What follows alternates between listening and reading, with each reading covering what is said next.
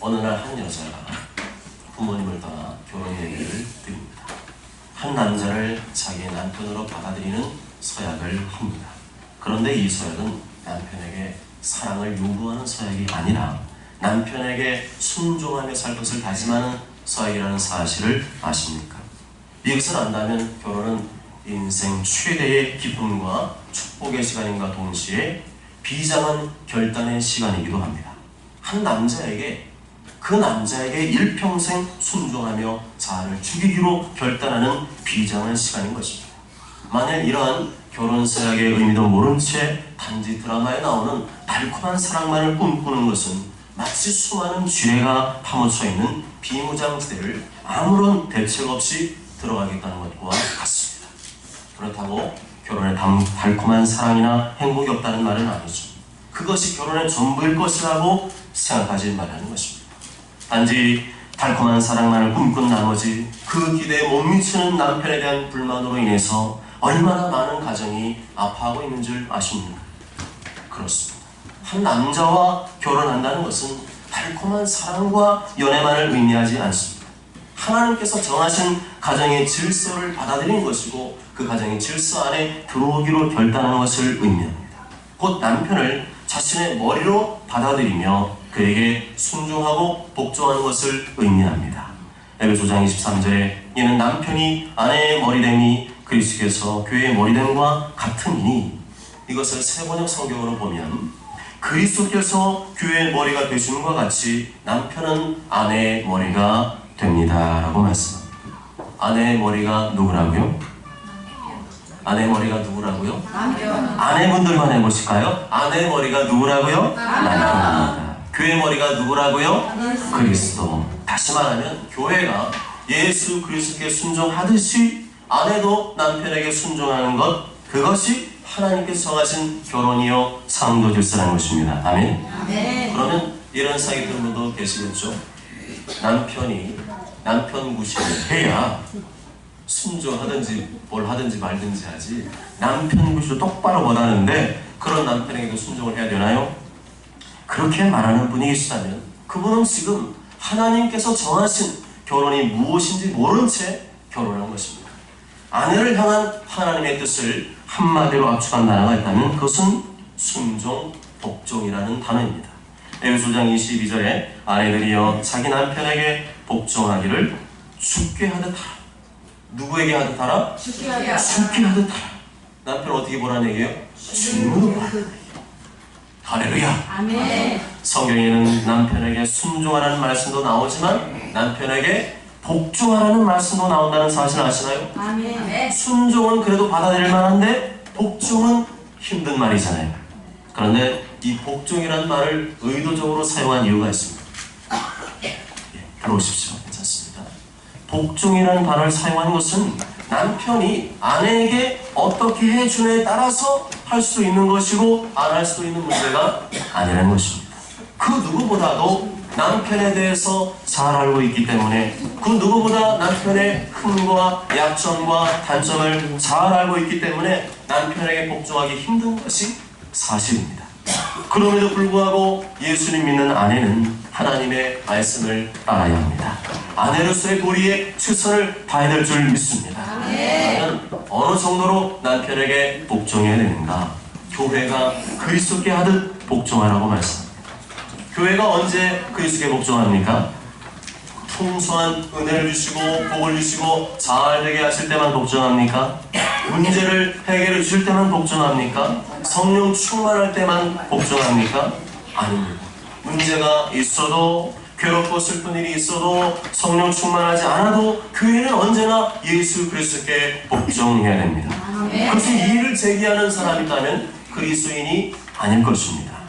남편에 대한 복종이 이와 같다는 것이죠. 성경은 교회가 그리스도께 복종하듯이 그와 같이 남편에게 복종할 것을 요구하고 있습니다.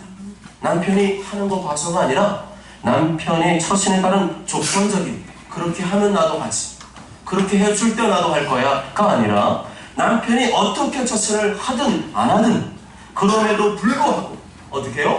그럼에도 불구하고 근간이 속을 새기고 그럼에도 불구하고 복종하는 것이 아내를 향한 하나님의 뜻이라는 것입니다. 아멘. 남편들이 지금 기가 살아나고 있어요. 얼굴이 밝아지고 있어요. 남편들 분이 오신 것 같아요. 남편에게 복종하라는 말하는 주체는 남편도 아니고 목사도 아니고 사회적인 합의도 아니고 인간을 창조하신 하나님의 말씀이기 때문에 그 말씀에 복종할 때에 하나님을 기쁘시게 하고 하나님을 기쁘시게 할 때 하나님께서 나에게도 우리 가정에도 복을 주실 줄 믿습니다. 에베소서 24절에 교회가 그리스도에게 하듯 아내도 범사에 자기 남편에게 복종할 지니라 말씀하고 있습니다. 우리는 이 말씀 중에서 범사에라는 말씀에 주목을 해야 됩니다.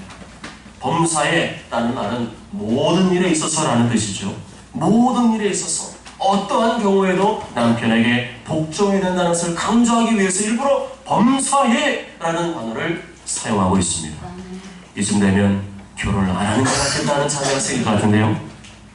그런데 이 말씀이 사랑이 넘칠 때, 신혼의 뜨거운 달콤한 사랑이 넘칠 때는 이게 어려울까요? 쉬울까요? 쉬워요. 나를 사랑해 주는데 내가 왜 남편에게 순종하고 싶지 않겠어요? 그래도 사랑하니까, 그래도 좋아하니까. 그렇지만 살다 보면 서로의 의견이 일치하지 않거나 언젠가 다툼이 생길 때가 있어 없어요? 있습니다. 자녀의 교육 문제, 나는 좀 자녀를 엄하게 교육하고 싶은데 남편이 하지마, 풀어줘야지, 애가 길어서 알지 하면서 교육 문제, 집안의 경조사 문제, 어디를 가고 무엇을 사야 되는 문제, 이런 다양한 문제들 앞에서 남편과 아내가 서로 의견이 부딪힐 때가 있습니다. 이런 일은 이상한 일이 아니라 누구나 다 있는 일이고 정상적인 일입니다. 그런데 문제는 이러한 다툼과 갈등이 있을 때마다 성경이 말씀하고자 하는 이 순종에 근접해서 내가 처신하고 있는가 아닌가 하는 문제죠. 그럴 때 성경이 요구하는 순종은 억지적이고 또 하고 싶지 않은데 하는 그런 순종을 말하지 않습니다. 아휴 진짜 하나님 말씀에 그걸 왜 집어넣으셔가지고 남편에게 순종하라고 했으니까 아니 거 취소하고 더러워도 내가 순종하자, 이런 식의 순종을 말하지 않습니다. 단지 외적인 순종의 행위뿐만 아니라 진정으로 그 마음까지 순종하고 있는가, 그것을 주님이 보시겠다는 거죠. 그리고 그러한 충돌이 있을 때, 갈등이 있을 때 그때 품고 있는 마음의 경향 흐름이 어떤 걸 보시겠다는 거죠. 부부싸움이 일어나게 되는 동기를 보면 대부분 자기 주장을 상대방에게 관철시키려고 할 때, 내 것이 옳은데 내 주장을 관철시키려고 할 때 생깁니다. 이런 경우에 누구의 역할이 더 중요할까요? 서로가 잘 설득하고 이해하고 합의하는 게 중요하지만 사실 성경으로 본다면 남편보다는 아내 역할이 더 중요합니다. 남편이 명백히 잘못된 주장을 하지 않는 이상 일단 그것에 순종해야겠다는 마음을 가지고 있어야 순종이 됩니다. 아내 여러분, 이 가르침을 조선시대적 가르침이라고 생각하는 분 계십니까? 그렇지 않습니다. 하나님께서 우리 남편을 나의 머리로 쓰셨기 때문에 죄 짓는 일이 아닌 이상 남편에게 순종하며 살려는 경향이 흐르고 있을 때 하나님의 은혜도 흐르는 줄 믿습니다. 하나님께서 우리 인생을 인도해 가실 때 어떠한 방법으로 인도해 가시던가요? 우리가 충분히 수긍이 되고 납득이 되고 이해가 돼야, 그래야지만 주님 인도하시던가요? 그렇지 않습니다. 하나님께서는 나의 뜻과 다르게 인도해 가실 때가 있습니다. 내가 원치 않는 길로 인도해 가실 때가 있습니다. 우리는 푸른 초장, 맑은 시냇물가로 가고 싶은데 주님께서는 험난한 골짜기, 척박한 광야로 인도해 가실 때가 있습니다. 그럴 때 우리가 어떤 마음을 가져야 될까요? 내 계획은 이게 아니야, 내 생각은 이게 아니야, 이룰 수가 없어, 하나님 내가 이렇게 기도했잖아요 하면서 원망하고 거역하고 불순해야 될까요? 그러면 행복하지 않습니다.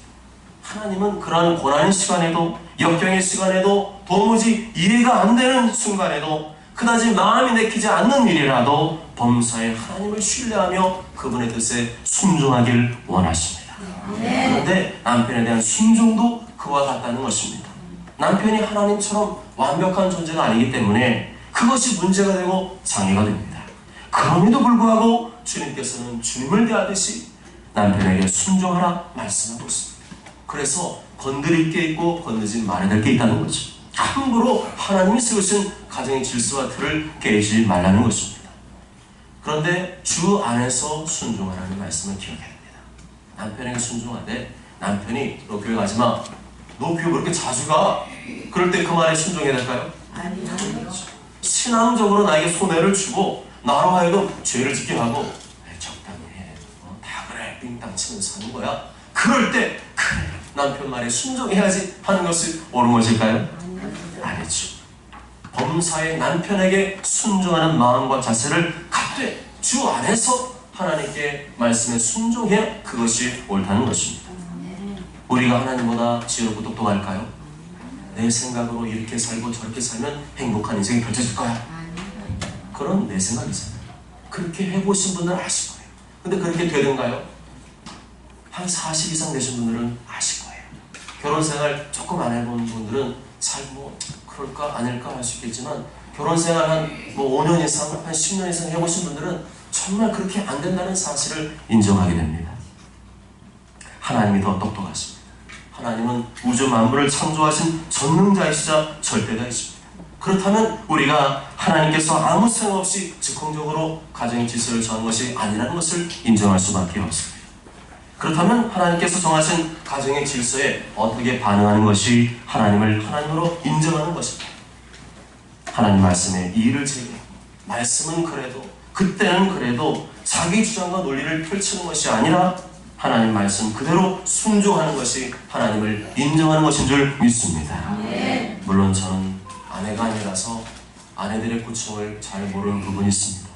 그러나 범사에 하나님 말씀을 따라 남편에게 순종하며 살아간다면 100%는 아니지만 내가 정말 할 수 있는 한 주님 말씀을 기억하며 안 될 때는 기도하며 그 말씀에 순종하며 살아간다면 분명한 것은 자기 자신에게도 그리고 자기 자녀에게도 남편에게도 지금보다 훨씬 더 기쁨과 행복한 생활을 누리게 하실 줄 믿습니다.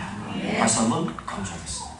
아내 여러분, 여러분은 남편을 향해 내가 어떠한 마음을 품고 있는지 살펴보십시오. 어떻게 해서라도 남편이 내 뜻을 따라줘야 한다는 마음을 밑바닥에 깔고 있으시다면 그 생각이 여러분의 신앙생활에 큰 걸림돌이 될 것입니다. 이것은 단순히 남편과의 문제로 끝나는 문제가 아니라 하나님과의 문제로 연결되기 때문에 문제입니다. 일평생 수많은 아픔과 고통을 초래하는 쓴뿌리로 작용하게 될 것입니다.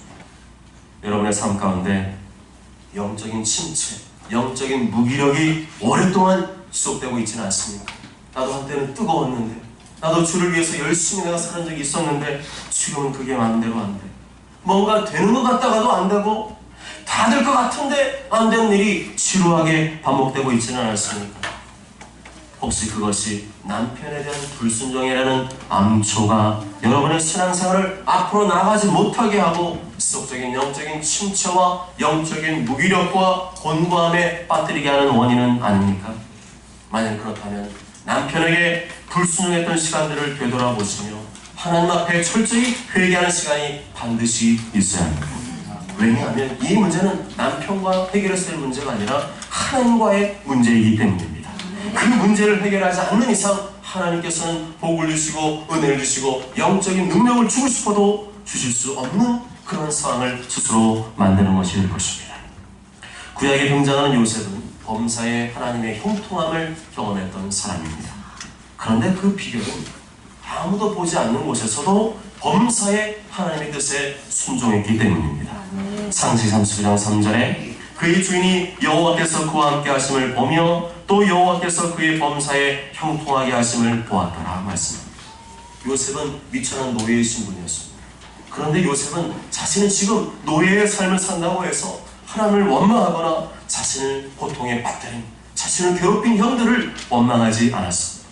걸레를 확 집어던지면서 나 이 떡 하고 싶지 않아. 나 이거 하려고 나 인생 이렇게 사는 거 아니야. 난 좀 더 근사하고 멋진 인생 살고 싶어. 도대체 내가 뭘 잘못했길래 하나님 나에게 이러한 고통을 주시는 겁니까? 라고 불평하지 않았습니다. 창세기 39장 4절 보면 요셉이 그의 주인에게 은혜를 입어 섬김에 그가 요셉을 가정 충무로 삼고 자기의 소유를 다 그의 손에 위탁하니라고 말씀합니다.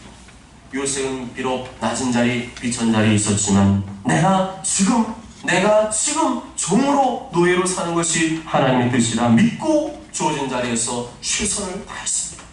그 결과 어떻게 됐습니까?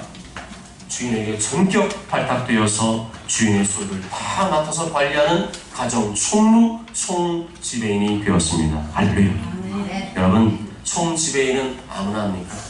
여러분 같으면 내 창고의 키를 아무에게나 맡기시겠습니까? 정말 믿을 만한 사람 아니면 함부로 맡기지 않는 자리가 총지배인의 자리 아닙니까?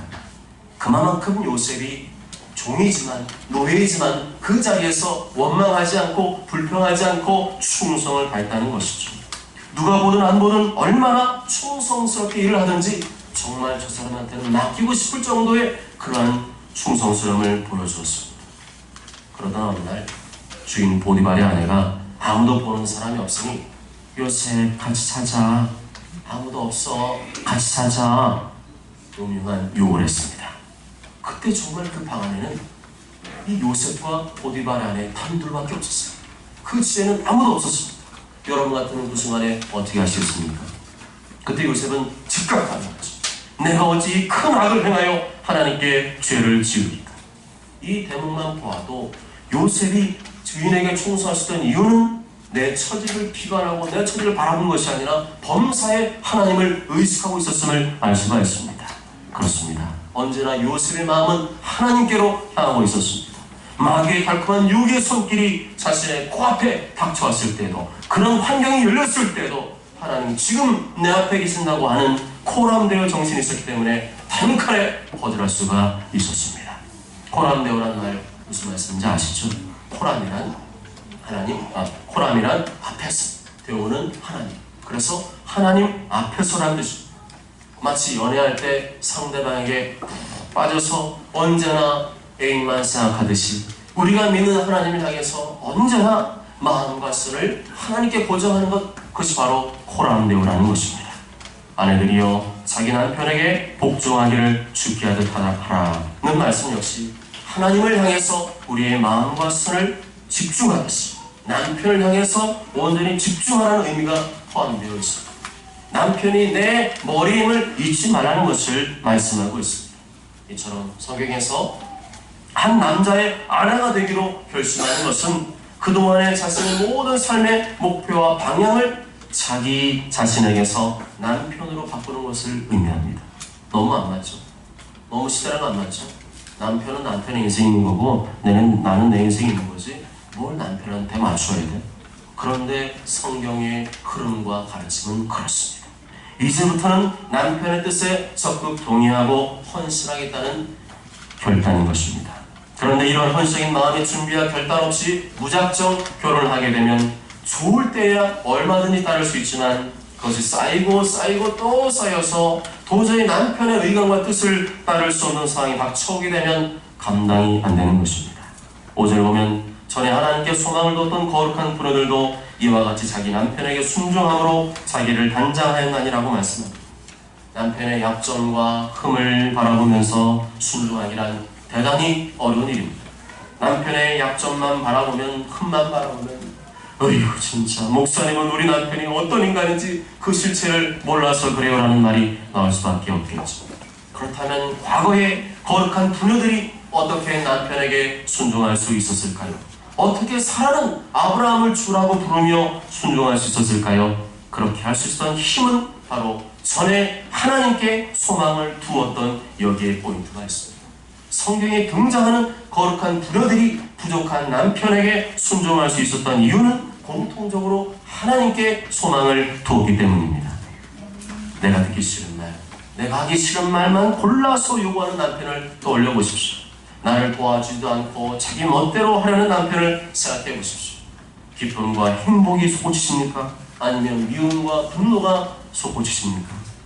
그런 남편을 생각만 해도 단 10분도 참기가 힘들 것입니다. 대단한 의지로 꽤 오랜 시간을 참는다고 해도 언젠가는 내 속에 잠재되던 이 분노가 폭발하게 될 것입니다. 세상적인 재미와 즐거움에 빠져있는 남편, 철없이 여전히 게임을 즐기고 스마트폰에 빠져있는 남편, 세상의 욕심과 정욕에 빠져있는 남편, 하나님의 은혜가 들어갈 틈이라고는 조금도 없는 남편을 바라보면서 무슨 소망이 생기겠습니까? 그러나 이제 아무리 봐도 어딜 봐도 순종하기 힘든 남편을 용서하고 그럼에도 불구하고 남편에게 순종하기로 작정하셨다면 절대로 남편을 바라보지 마시기 바랍니다. 누구를 바라보지 말라고요? 남편을 바라보지 마십시오. 결혼은 남편을 바라보는 것이 아니라 서로의 손을 맞잡고 하나님을 바라보는 것인 줄 믿습니다. 하나님을 바라보는 것인 줄 믿습니다. 옛날 남자들은 얼마나 더했습니까? 아니, 여러분이 조선시대에 태어났다고 생각해 보실까요? 여자를 인간 취급도 하지 않았던 시대, 그 시대가 여러분의 시대였다고 생각해 보십시오. 얼마나 사는 것 자체가 괴롭고 힘들고 힘들겠습니까? 그런데도 그러한 막막한 시대를 살았던 거룩한 부녀들은 남편을 주라고 부르며 순종했습니다. 그들이 그렇게 순종할 수 있었던 이유가 어디 있을까요? 무엇이 그들로 하여금 이 순종의 삶을 살게 했던 것일까요? 그것은 자신의 사랑하는 이유와 소망을 남편이 아니라 하나님께 두기 때문인 줄 믿습니다. 자기 언니, 동생, 친정, 어머니, 주변의 친구들에게 하소연하며 산 것이 아니라 하나님께 소망을 두며 살아갔습니다. 우리의 소망이 되시고 구원이 되시는 하나님만을 바라보며 살 때 남편에게 순종하는 것이 가능한 걸로 바뀌는 줄 믿습니다. 특히 믿음이 없거나 믿음이 약한 남편을 두신 아내 여러분, 남편의 돌발적인 행동과 핍박이 거세질수록 나의 인내와 희생을 통해서 남편을 구원하기를 원하시는 하나님을 바라보시기 바랍니다. 순종하기에는 너무도 어린애 같은 남편을 향해 억울한 감정을 갖기보다는 어린 양처럼 묵묵히 십자가를 짊어지고 골고다 언덕에 오르신 예수님을 바라보십시오. 내가 지금 그 예수님과 함께 이 십자가를 짊어지고 영광스러운 고난에 동참하고 있다고 생각하시기 바랍니다. 그러면 마음과 생각이 금세 바뀔 거예요. 그런데도 왜 그리스도 아내들은 남편에게 순종하지 못할까요? 왜 여전히 남편에게 순종하는 것이 굴욕적인 것으로 생각되어질까요? 그 첫 번째 원인은 무지함에 있습니다. 앞에서 잠시 언급한 바가 있지만 가정이 어떤 질서 위에 세워졌고 어떻게 세워져야 하는지를 잘 알지 못하기 때문입니다. 그래서 하나님 말씀이 아니라 자기가 생각하는 객동 철학, 세상이 말하는 가정의 모델을 남편에게 강요합니다. 시대가 어느 때인데 그게 그리스도인이 할 말인가요? 자기 눈이 좋은 대로 다른 아내들이 말하는 대로 가정을 쥐고 흔들려는 아내들이 존재한다는 것입니다. 이것은 마치 공사 현장에서 서로 다른 설계도를 들고 와서 집을 짓겠다는 것과 같습니다. 한 장의 설계도가 아니라 두 장의 설계도를 들고 와서 남편이 생각하는 설계도와 아내가 생각하는 설계도를 가지고 와서 서로 집을 짓겠다고 하는 것과 똑같습니다. 그러니까 안 맞는 거죠. 우리 가정이 진정 하나가 되고 우리 부부가 진정 하나 되길 원한다면 하나의 설계도만 바라봐야 될 줄 믿습니다. 이 사람 말하고 저 사람 말하는 설계도가 아니라 가정을 창조하신 하나님의 설계도만 봐야 될 줄 믿습니다. 우리 남편의 상태가 어떠하든지 성경의 설계도는 바뀌지 않습니다. 내가 순종하든 안 하든 성경의 설계도는 변함이 없습니다. 내가 동의하든 안 하든 하나님께서는 성경의 설계도를 끌고 와서 나에게 보여줄 것입니다. 하나님 어떻게 이럴 수가 있어요? 이 남편 너무 심한 거 아니에요? 그때도 주님은 똑같은 설계도를 가져와서 이것이 나의 뜻이니라 말씀하실 것입니다. 남편이 밉다고 가정의 원리를 주신 하나님이 미울 수는 없습니다. 하나님 말씀이 미운 것이 아니라 남편이 미운 것이죠. 남편이 밉다고 하나님 말씀을 저버리고 내가 원하는 설계도를 꺼내드는 것은 또 다른 마귀의 속임수입니다. 이제 내 인생의 설계도를 서랍 속에 집어넣으시고 성경이 말하는 가정의 설계도를 펼치시기 바랍니다. 남편과 함께 동일한 설계도, 하나님이 설계하신 그 설계도를 따라서 우리 가정이 올바로 세워지고 있는지를 점검하시기 바랍니다. 과거에 잘못했던 부분은 5월달을 넘어가기 전에, 언제요? 5월달 넘기지 마시고 5월달 안에 조금은 부끄럽고 조금은 자존심 상한 날짜라도 내가 남편보다 믿음이 낮다, 내가 남편은 믿음이 없고 내가 믿음이 있다면 내가 하나님 말씀을 따라서 순종해 보십시오. 잘못했던 부분은 회개하고 용서를 구하고 미진한 부분은 보충하고 채우고 그래도 잘 안 되는 부분이 있다면 내가 기도할게. 나도 부족하잖아. 내가 더 기도해서 하나님 말씀대로 당신을 내가 잘 섬기도록 노력할게. 그렇게 해보십시오. 그러면 남편이 어떻게 될까요? 교회 다니신 마음이 줄어들까요? 증가될까요? 점점 막 여기서 샘솟는 그저 교회를 향한 애틋한 마음이 일어나고 그 교회 목사가 참 훌륭한 목사라는 생각이 들게 될 것입니다. 남편에게 순종하지 못하는 두 번째 이유는 죄 때문입니다. 죄는 하나님께서 세우신 창조 질서를 파괴하고 공격하는 특성이 있습니다. 죄가 무엇인지 경험해보지 못했던 하와에게 뱀이 유혹했습니다. 뱀은 하와를 이용했습니다. 항상 마귀는 지가 직접 하지 않고 이용합니다. 우리 주변에도 마 같은 사람들이 있죠. 나를 이용하는 사람들이 있어요. 나를 이용해 먹는 사람들이 있어요. 그렇다면 100% 그 속에 악한 영이 들어가 있을 것입니다. 네가 먹는 날에는 반드시 죽으리라. 이 하나님 말씀을 거역하고 선악과를 기어이 빠먹게 만들었습니다. 그때 뱀이 무슨 말로 유혹을 했습니까? 먹어도 안 죽어가 아니라 너희가 결코 죽지 않나니 절대 안 죽어. 그것을 먹는 날에는 도리어 너희 눈이 밝아져서 하나님과 같이 될 거야 라고 말했습니다. 진실은 단순해서 사람에게 잘합니다. 오히려 화려한 웅변술, 화려한 거짓말이 더 끌리는 법입니다. 하와는 순간 뱀의 말에 확 끌렸습니다. 마음이 끌리는 말을 들으면 되는 것이 아니라 하나님 말씀을 들어야 되는데 뭐에 끌렸어요? 마음에 확 끌리는 쪽을 택했어요. 여러분, 마음에 확 끌리는 쪽 택하면 슈퍼마트 와가지고 엄청 사는 거 아시죠? 마음에 끌리는 쪽을 택하지 마시고 하나님 말씀이 감동하는 쪽을 택하시기 바랍니다. 하와는 그런 유혹이 있을 때 스스로 판단하고 결정하기보다는 누구와 상의를 했어야 될까요? 자기 머리를 안 했어요. 상의하는 게 남편을 머리를 인정한 것인 줄 믿습니다. 남편이 머리라고 주님이 하셨으면 머리한테 가서 물어봐야죠. 머리와 상의를 해서 만약에 머리가 말구멍을 뒤지게 못 알아들 것 같으면 잘 설득을 해서라도 좀 기다려서라도 요번에 꼭 사고 싶어도 한 달만 참으면 행복하게 살 수 있는데 그걸 기어이 오늘 사겠다고. 어제 제가 그랬어요. 어제 바빠 죽겠는데 시험 딱 마치면 6시잖아요. 그 다음에 시찰해서 일본 수행 갔다 와서 기념 선물을 제가 석이니까 좀 돌려달라 그래서 6개를 돌면서 목사님의 선물을 제가 거의 1시간 반 동안 돌렸어요. 토요일날 또 5일 동안 4박 5일 수행해서 설교전도 못하고 기도도 못하고 지금 막 마음은 졸여 있는데 그때 누가 나를 괴롭힌 줄 아세요? 사모가 여자 화장실 변기 뚜껑 좀 사와. 그 변기 뚜껑이 바로 그거예요. 그러나 가정의 화목을 위해서 제가 시간을 내어서 이마트 주차장 차 받치고 내려갔다 올라갔다 얼마나 귀찮은지 아시잖아요. 그걸 해서 사와서 뚜껑이 또 안 된다고 알아서 좀 하지. 또 가서 풀러서 변기 뚜껑 설치했어요. 그러나 중요한 것은 남편이 만약에 다음에 하자 오늘 나 바쁘잖아. 그러면 어떻게 하면 좋을까요? 아니야 오늘 해야 돼. 지저분해 죽겠는데 내년에 너무 막 밟히고 있어. 좀 꼭 해야 돼. 그러면 될까요?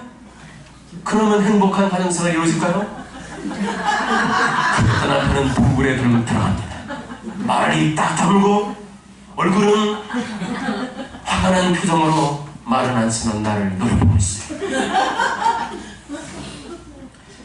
그럴 때 이런 일이 있을 때마다 남편과 잘 상의를 하십시오. 왜냐하면 이 질서는 깰 수가 없습니다. 질서는 깰 수가 없습니다.